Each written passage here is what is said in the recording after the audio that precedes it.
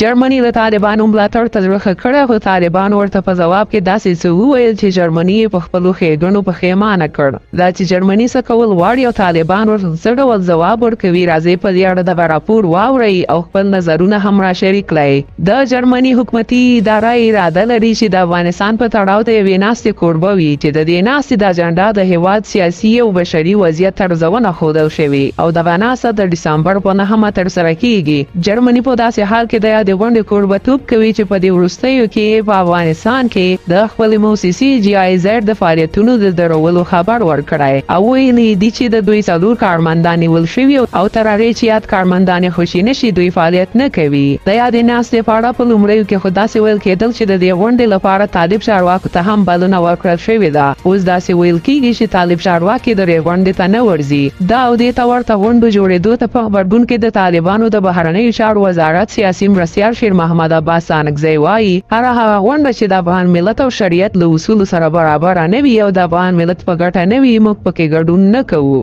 د سیاسي چارو شنونکي هم په دې باور دي چې په ټولو هغو ناستو کې چې د افغانستان مسله د بحث اصلي موضوع وي او د طالبانو سرپرست حکومت ته د ګډون بلنه نه ورکوي نو د هغوی هدف بلې سیاسي موخې دي. بلخوا ځینې سیاسي شنونکي د اسلامي امارت پالیسي او تګلاره ننګوي او وایي چې طالب حکومت په خپله دې ته زمینه برابره کړې چې لا هم د هیڅ هیواد له لوري په رسمیت ونه پیژندل شي او ترڅنګ یې په نړیوالو ناستو کې ګوښی پاتې دی. خو عباس سانکزی وایي زموږ تګلاره واضح ده او د رسمیت پیژندنې په تړاو همدا ویل بسنه کوي چې موږ له ټولو هغه هیوادونو سره رسمي اړیکې لرو چې مخکینی حکومت ورسره لرلې نو معنا دا چې موږ په رسمیت پیژندل شوي یو.